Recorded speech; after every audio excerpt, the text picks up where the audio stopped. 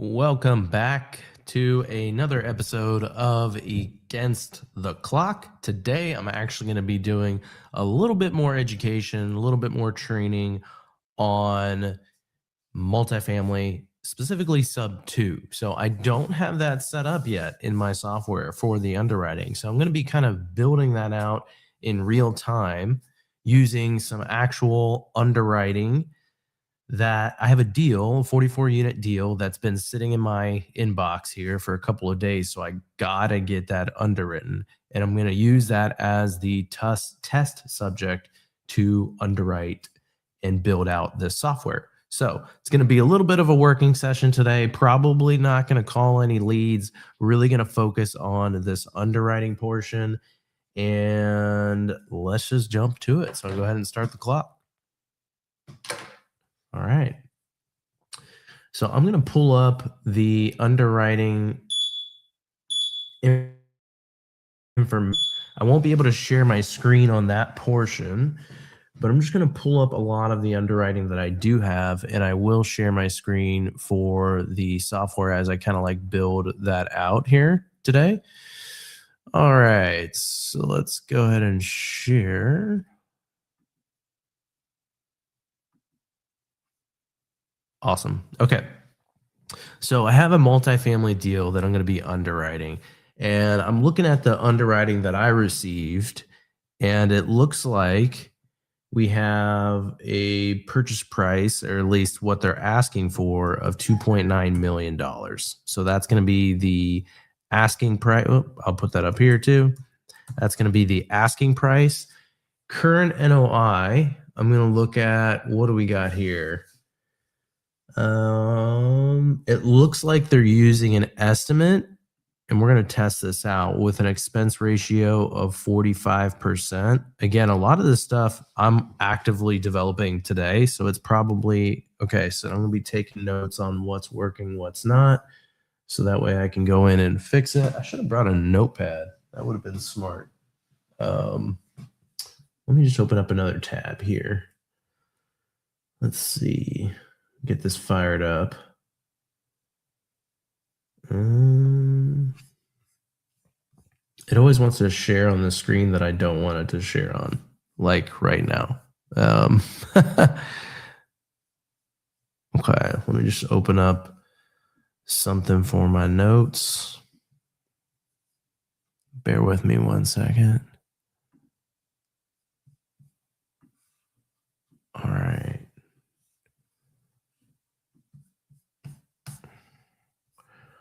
All right, so we're going to take some notes on what we need to look at.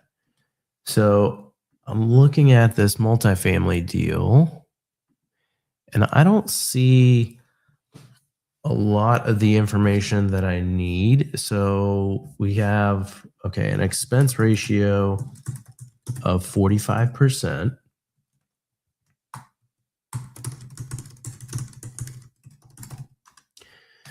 Which comes out to be an NOI estimate of $299, $586. Okay, cool. So that's what we're going to do for the estimate, which is an asking cap rate of 10.33%. That's actually a pretty good purchase price offer right there. I don't have a buy box set up for Subto multifamily, so I need to go and set that up, which is why that's not calculating. So that's a good starting point for what we're looking at. 10.3, I mean, that's pretty good. Okay. So that's what I'm missing in the underwriting. I'm having trouble finding the actual original loan amount because I see what the current balance is, but I need to essentially extrapolate what the overall balance is, or what the original loan amount was, so that way I can calculate the future debt payoff. So if I go over to like pro forma, for example, I want to be able to calculate that, and it's going to be hard to do that if I don't have the original loan amount. So I'm going to go over to the income, And let's just start working on adding this. So we got current scenario. We have looks like 6 studios, and that's at $10.50 a month. And we're going to do 95% occupancy. And then we also have 1 bedrooms, and there's 17 of them at, that's an odd amount, $10.39. Looks like there's additionally some utility allowances. So let me calculate what that is per month. 67 times 6. So it's 402, 56.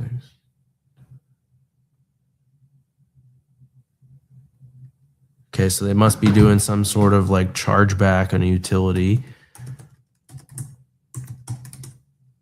And that's $13.54 monthly. Okay.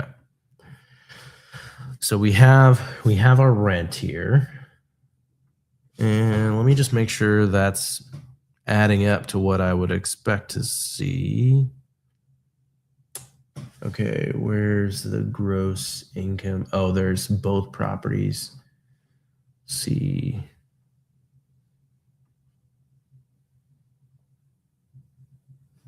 All right, so 23,963 plus 1,354, 25,317 a month, and then you factor in the vacancy loss. Oh, let me adjust this vacancy or occupancy, however you want to look at it, to 95%.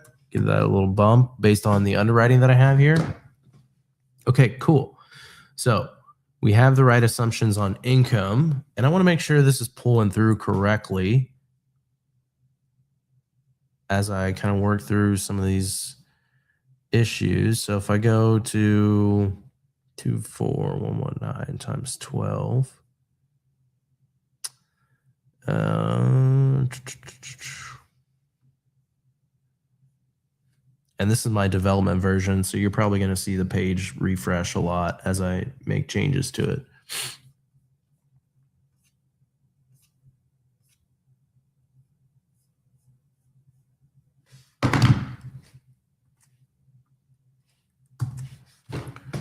So that's 289.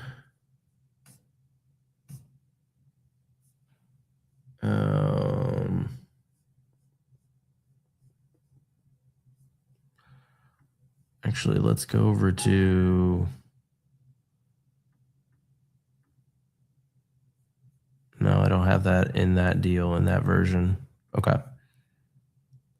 So we're going to go over to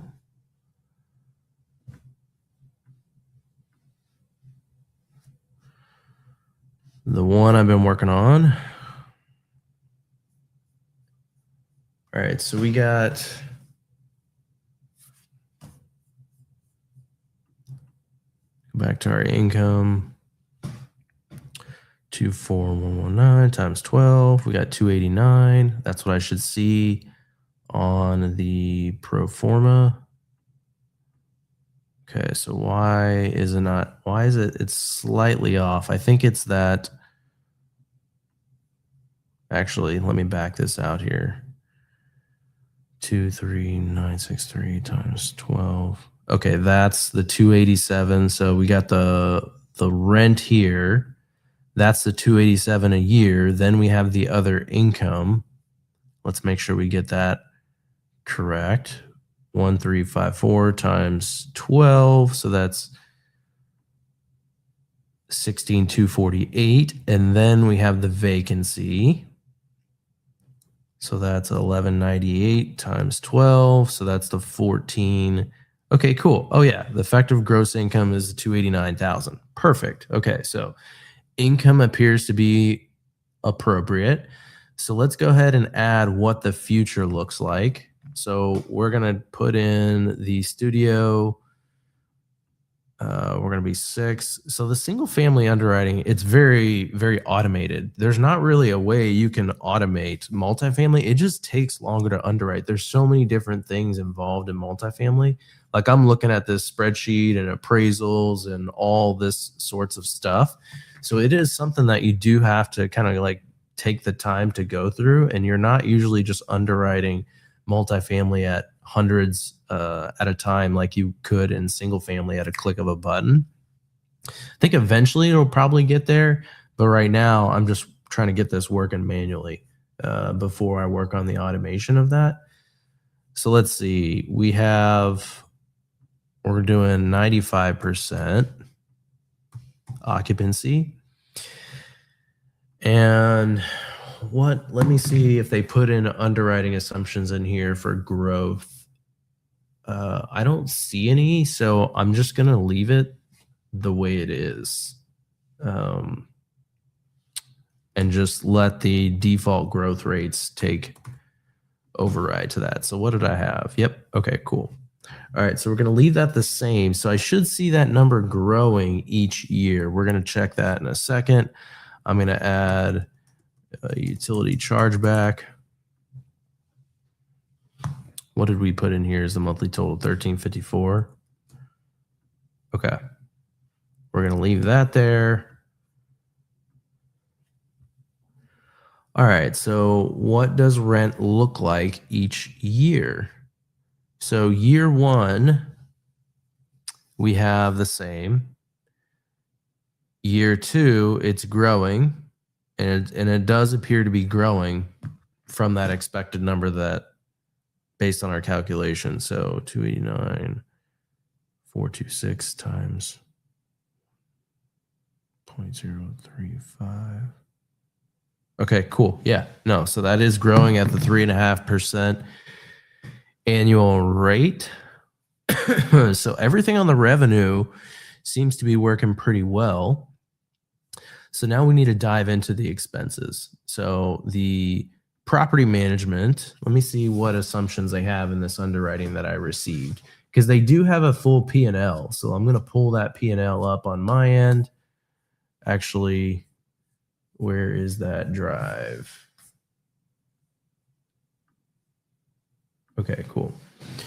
So I'm going to pull up the P&L that was sent to me.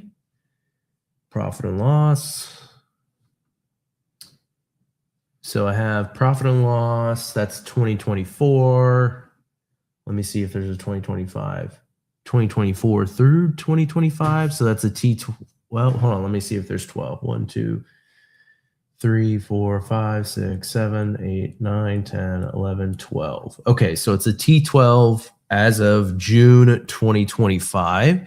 And so what that actually tells me is, well, it depends on when this person received the information, right? So if you're asking for a T12 and it's February, almost February, and the last T12 you got was from June, that tells me that they're not keeping up with their accounting very timely, right? Maybe they send it off to an accountant quarterly or whatever, twice a year to get their books done.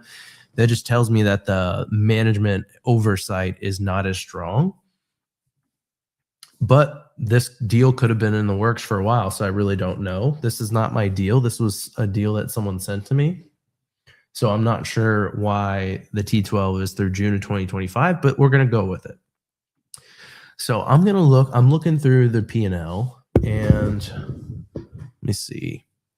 I'm trying to find property management to see what approximately are they spending, and also all the other things that they have in here as well. So I'm going to search through this.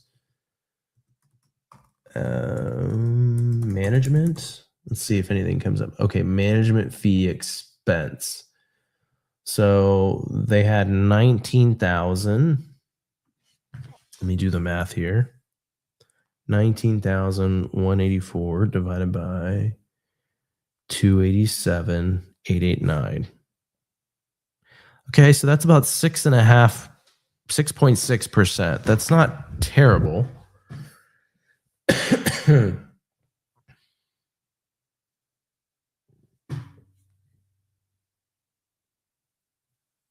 I'm wondering why I'm getting 6.66, which I don't like that number. It's very odd. I'm wondering if there's something in here So they got vacancy loss. Get that. Okay. I'm just going to go with what we have in here, or let's look at what they got here.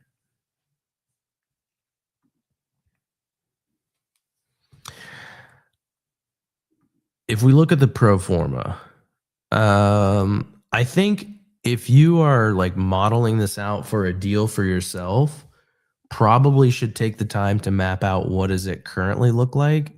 For me, I think it looks like I need to change the dark mode on this. I'm okay with just skipping to like, okay, what does it look like when I take over?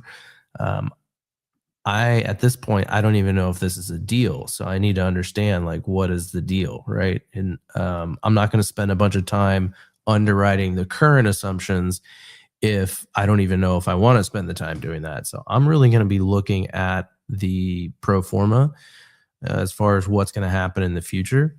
So if I look at these operating expense breakdown, it looks like it's just taking it, which is pretty appropriate. It's just taking the 6%, which is what I have in here for default. Then let's look at utilities. Okay, utilities. It looks like it's kind of sporadic, but I want to say on average, 38,797 divided by 12. That's 2,573 a month. So I'm just going to say 2,600. And I want to see how this carries over into the pro forma. Okay, that's for the year. I don't want that.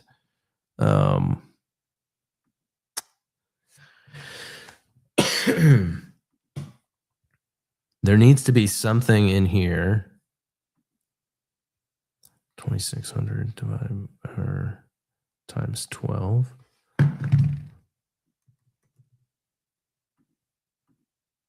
Okay, that needs to change. 20. What I think I would rather do to make this more scalable is let people have a fixed percentage for each deal. So as you get like the expense ratio, it all kind of populates. So if you know that utilities is going to be X percent of revenue, high level, then it should just auto populate. So that is one thing. See current tab and pro forma tab. Expenses like utilities are connected and should be treated separately. Also, the user should have default expenses saved on percentages such as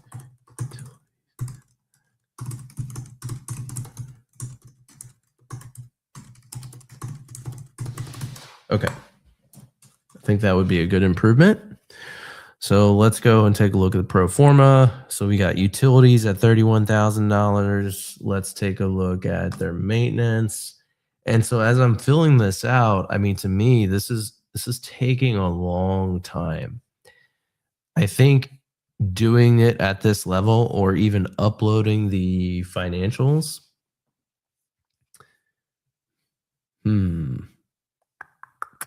I don't know if it's really realistic to upload a spreadsheet of financials, and that's probably not going to accurately pull in the information because you almost have to have every account mapped to a category, and it's not realistic because every single owner is going to have their own like category name, and it's all going to be different. So there's no way to really standardize that. But I'm definitely liking the idea of more of percentage based assumptions and not having to like manually type this in because that seems like too much work to me. But let's keep rolling through this. So we got repairs and maintenance. So we got cleaning supplies, yada yada yada. I'm just gonna include all of that in there. So we got $65,000. Oh, well, I'm just gonna put that in. I'm gonna put $66,000. That's what it is. Okay. Then we got property taxes. We're going to call that $29,000. We got insurance.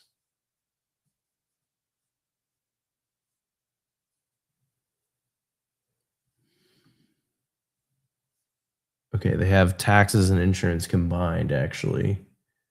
Okay, so I got to split that out based on how I want to show this. Okay. Interesting. They have work comp in here. Not sure why. Work comp, group insurance. It's very, very minimal. Okay, so you got $21,000 in insurance, and I would assume that leaves $8,000 in property taxes. Actually, hold on. Payroll tax, miscellaneous taxes. Oh, that's not even actually. I think I read somewhere in here that this is a nonprofit, so they don't like pay any taxes, something like that. So I'm just going to include insurance at the $29,000, and I'm going to get rid of this. Okay, so they have capital improvements in here too. I'm going to be conservative and I'm going to add the capital improvements. So they got another 10 grand into the repairs and maintenance just to be conservative. Actually, that's what this is for.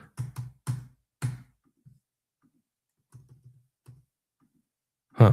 Okay. Doesn't look like that's non-NOI. Okay. Let me write that down. Need to fix that. Okay. CapEx reserve. When you enter a value, it is blanked out.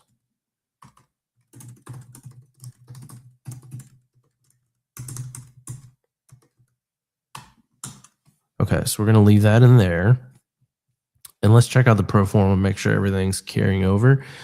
Utilities, repairs and maintenance. Okay, all of that looks to be tracking pretty well. Let's just save this.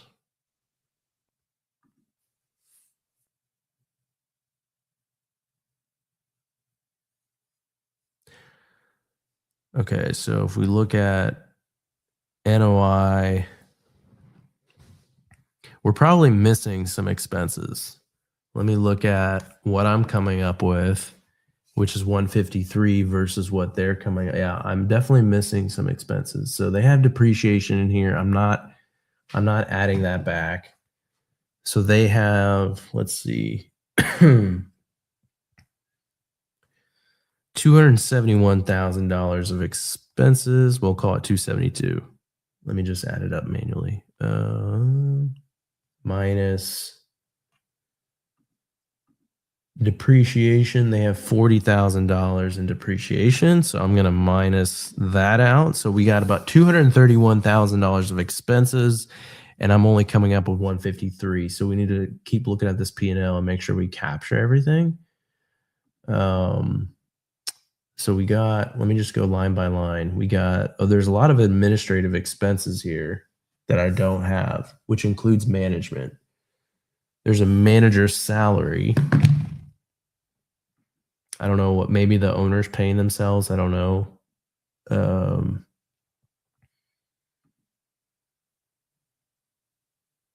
Promotions.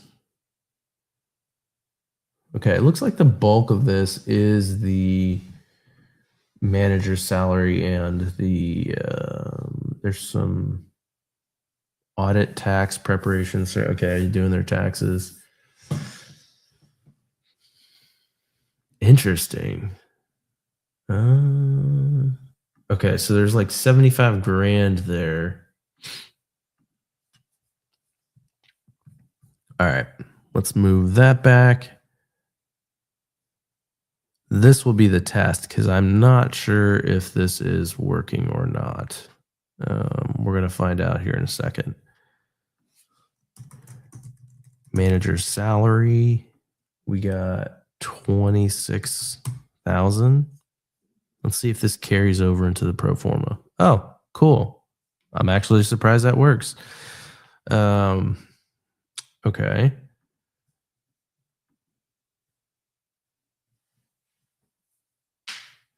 Then we have, let's see, what's the total up to right now? We're at 179.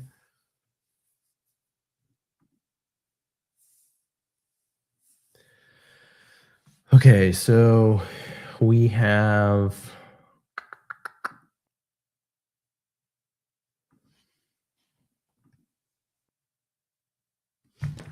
see, we got 75 minus 19 minus 26, 30. We're short 30K of just random odds and ends, and that'll get us to 210.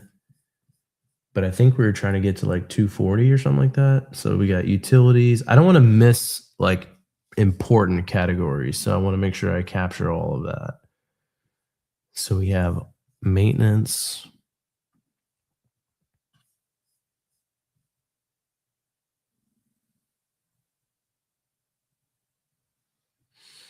They do have interest expense in here. Okay, so let's okay.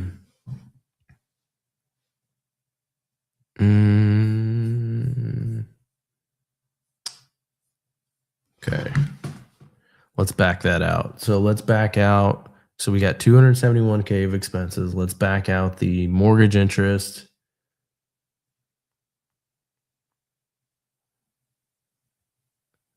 $271,941 minus. Normally I would do this on a spreadsheet. It's just I'm sharing my screen and don't want to pull it up. Okay, so we're backing that out, and then we're backing out the depreciation. 211. That's what we need to, that's the number we need to get to on expenses. Okay.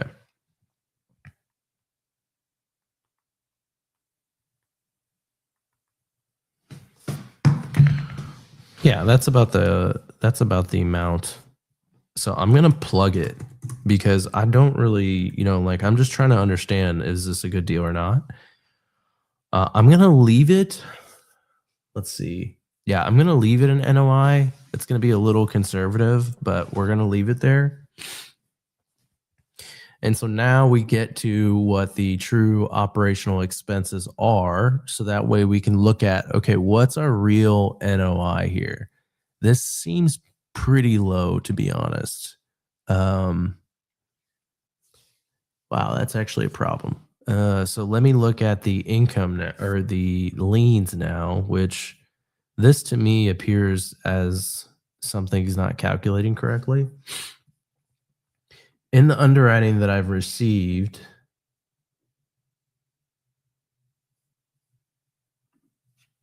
I'm not finding any documents in here to indicate what the actual loan amount is, the original loan amount.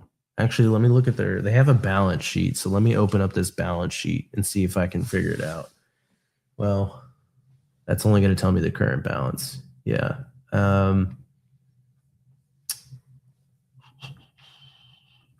Let me look at some of their other attachments that they provided.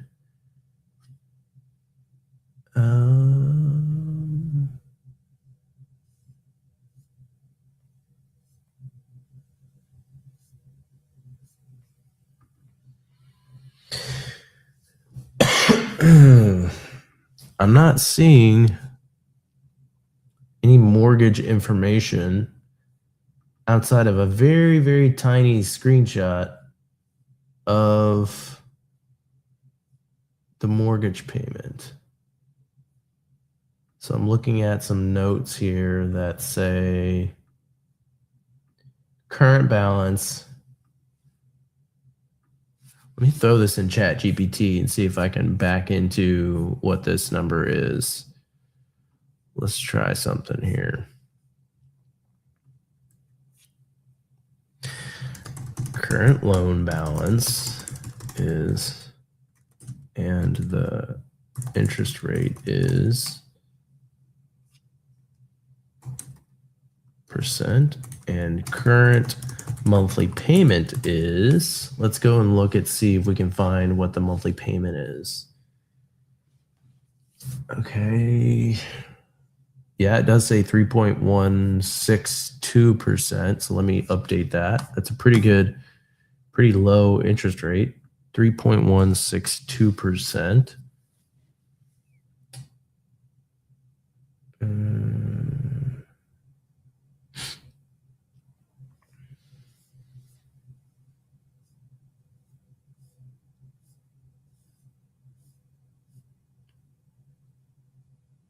Oh, these are two different mortgages. That's so I don't know which mortgage I'm looking at then. Interesting. Oh, didn't realize I was out of time. Well, I'm gonna keep digging into this for a few more minutes because I really want to get a good assessment on where we're at with this deal.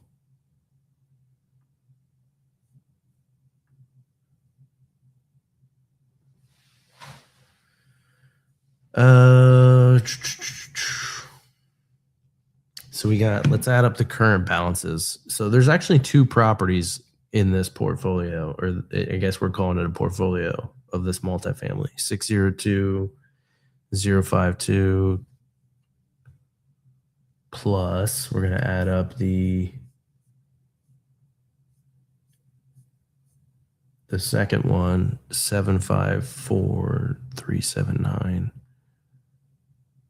That's about what they put in this underwriting. Okay. But I'm actually underwriting two, so it's a portfolio, but I'm underwriting them separately. I want to underwrite one property and the other property. I guess, oh, I didn't think about this. The challenge with that is if they're all consolidated on the same P&L, I won't be able to underwrite them differently. So I need to figure that part out. Let me go look at the other folder and see if it has its own set of financials. If it has its own set of financials, then I should underwrite them separately. But if it's combined, then I have no choice but to combine them. Okay, so we got one that's doing 21,000.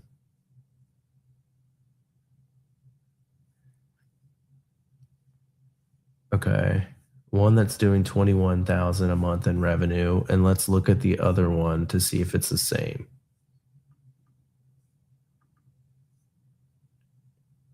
It's 23,000.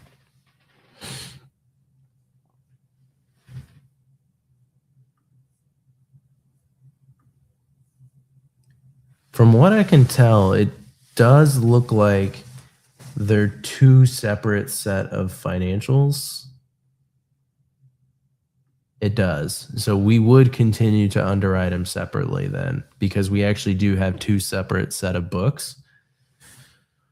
So we're on the right path. I just need to figure out which mortgage is which. Let me see if they have the balance sheet. As you can see, you know, multifamily is actually quite a bit of work underwriting. So let me see, sort through this information.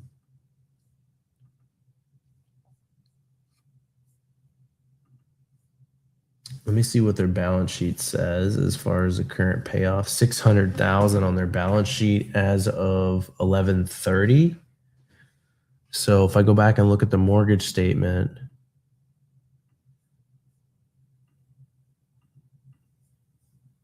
I wouldn't even call it a mortgage statement, honestly. It's like a little snapshot. I'm going to want to go with the balance that is 602. Okay. So this, when was this statement? 12/1. Okay. Let's look at that.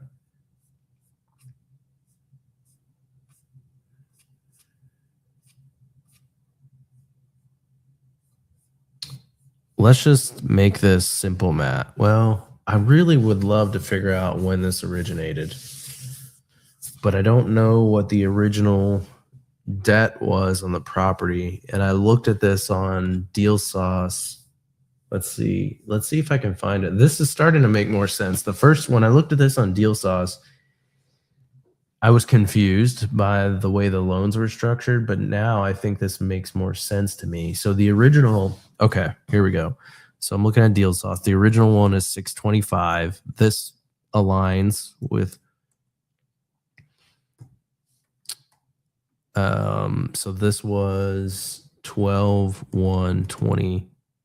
Whoops, typed in the wrong 2017. So the monthly payment, just the principal and interest, would be that. And let me see what this snapshot statement says.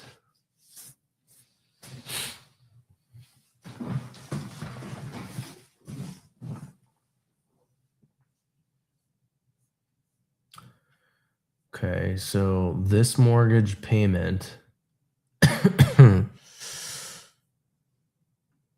I don't think it's amortized at commercial, so it's probably amortized at a lower, it might be on 300 at 25 years.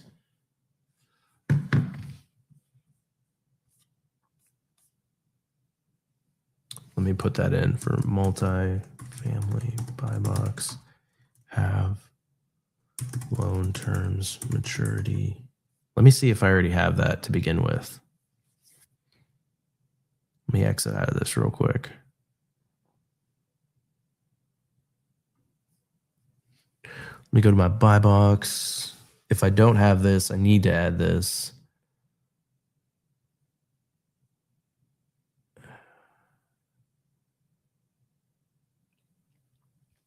Bank loan amortization.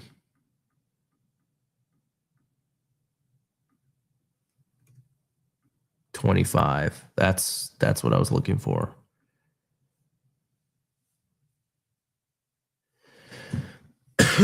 Now, to make sure that this actually works, because there's no guarantee that that works.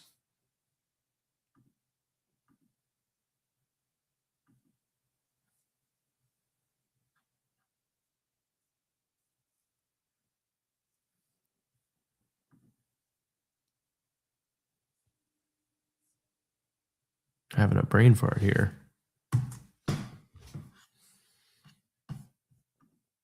All right, let me keep looking at.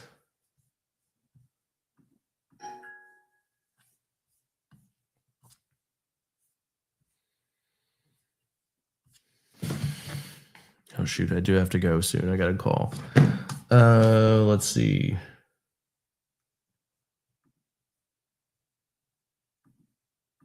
$1.32.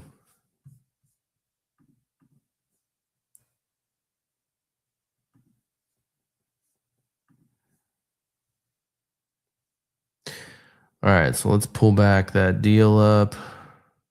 Oh, I think that was the wrong one. I forgot the name of this deal. I think it was this one.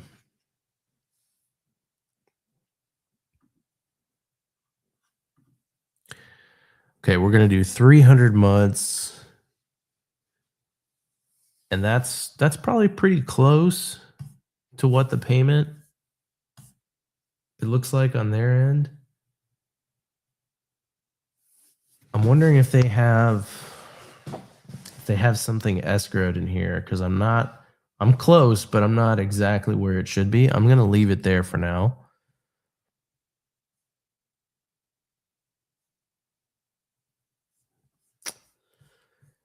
The payoff. Something about this isn't really.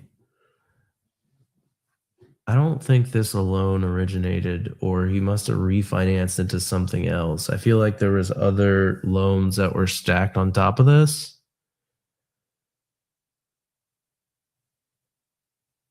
So we got, at least on Deal Sauce, I see a second mortgage.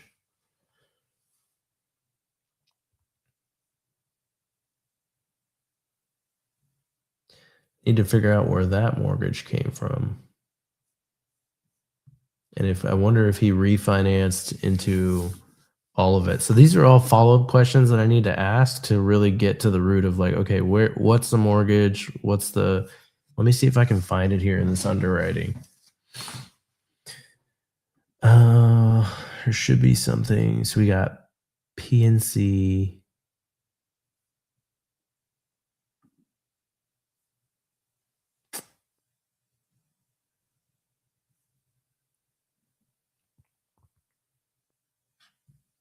Nope, that's not in there.